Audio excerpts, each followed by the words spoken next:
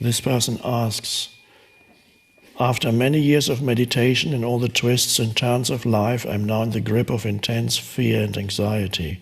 It seems it was always there, only more intense now. Sitting with it, letting it be there, seems to make it grow.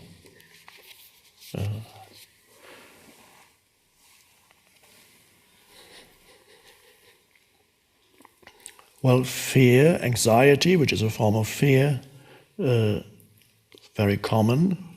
For some people have it, many have it in the background continuously. And I would say there's some degree of fear, even if you're not conscious of it. If you're totally identified with the egoic mind, you will have fear, if only in the background, and it may come out in other forms. It can express itself as anger. If you look at anger closely, you usually find hidden underneath the anger is a state of fear. So, if there's fear, one important thing is to, of course, you need to direct your attention to it. You acknowledge that there's fear. The important question that arises is, are there any thought processes connected with the fear? In other words, what are the thoughts that your mind is producing while you're feeling the fear? Is it possible that certain thoughts that you think frequently or habitually produce the fear? Is it possible you project yourself into the next moment, into the future moment, excessively, trying to control something that you have no control over? What's going to happen to me? Or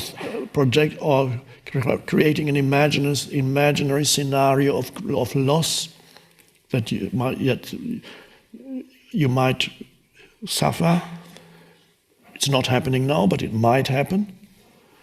And many things that the thought activity, excessive thought activity, often creates scenarios of things going wrong that are not happening now, may never happen, often probably will never happen.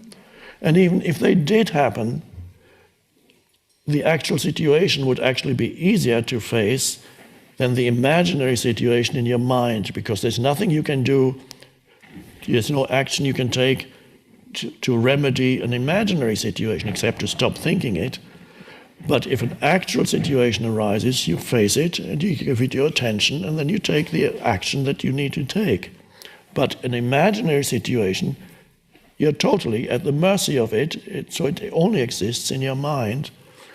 So you need to see whether your mind is creating the fear by thinking fearful thoughts, by projecting itself into the future. And if that is the case, then you can see, oh, so I'm creating those because my body cannot tell the difference between an actual event that's happening outside and what my mind is producing. So when I'm thinking thought, my life situation is critical, if this is basically what your thoughts are telling you, then your body believes that this is the actual truth, that you are being threatened at this very moment. The body doesn't know the difference, that the tiger isn't in the room, the threatening presence is your thoughts. The body reacts in the same way, whether there's a threat, an actual threat in the room, or your thoughts can create the same, even palpitations. You can shortness of breath because you're thinking fearful thoughts. You go at night. I had that for years. Awful state. It's insane. It's a disease, but nothing is happening. Absolutely nothing. There's a quiet room. Nothing. It's all happening in the mind. So if that's the case, see, okay, then you need to tackle the thoughts because they will cause the fear. And how do you tackle thoughts? It's by realizing the futility and the destructive nature of these thoughts and choosing to step out. And what do you do to step out? First, you don't believe your mind that tells you, no, you can't step out, you have to continue thinking. No, you step out and take a conscious breath, or put your attention into the inner energy field of the body. A conscious choice to remove attention from thinking. And you may have to be really alert to do it. If you're immersed in a mind stream, it could even be that it's so powerful that you just cannot get out. It has such gravitational pull, it pulls you, but at least you know that this is what's happening. So there's a state where you cannot help yourself yet, but at least there is the beginning of a disidentification from it, when you know that this is what is happening. So there's a part of you that knows this is not totally real. This is the fear is being produced by my mind. Or in those early stages, you may not yet be able to step out of it. It may be so strong that you're still totally in the grip of it, but at least you know that you're in the grip of it. The worst thing is to be in the grip of it and not even knowing it, because you're so identified with it. It is absolutely real to you. So even to know that this is happening is already a step forward. And then perhaps after a while the energy exhausts itself a little bit of this, and then you can begin to say, okay, you will step out of those fearful thoughts, because they are creating suffering. And you take a conscious breath, and another, and another. And then begin to feel the inner energy field of the body. Wow. It's like this huge burden is suddenly dropped away. And then you look around. This is a form of awakening out of complete identification with thinking. It really is an awakening, and you can observe it in yourself, and you go, so nice. It's like a nightmare.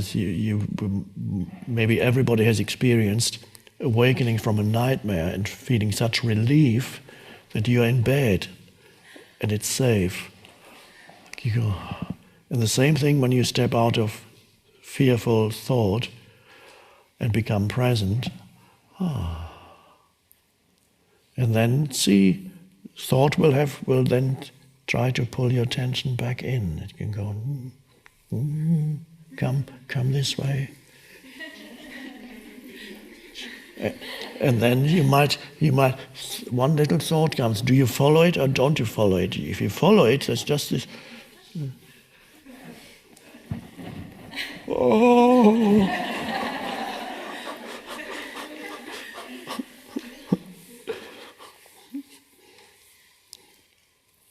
Now, it's also possible, some people, that the fear arises and you cannot detect any thought that created it. It just comes wherever you are at some moment. Suddenly, intense fear comes. That is possible too. And that, of course, is what I call pain body, which is accumulation of old emotions that lives in you. And there are many people for whom the pain body manifests predominantly as anxiety or fear, and it can come up suddenly.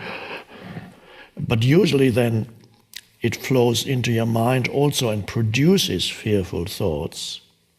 So fear can be, in some cases, if you still suffer from that affliction, some of you may be able to see how your thoughts are generating the fear habitually, or you may find that in you the fear arises spontaneously and then usually produces further fearful thought. And that is the pain body wanting to feed on further experience of the same. What makes up its life is the energetic frequency of fear, which is a particular, you can feel what fear feels like. It has we call that a frequency. It feels, sometimes the body actually expresses it through shaking. I'm doing this because I want to give you. I don't want frequency to be just a concept in your mind, I want to give you a taste of what frequency means. So,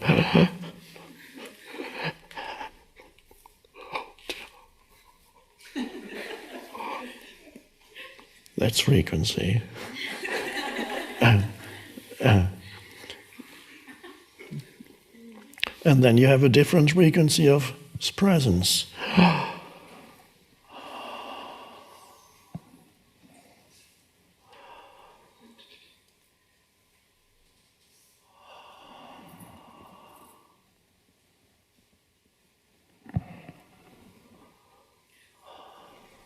Nothing has changed outside. It's still the same room.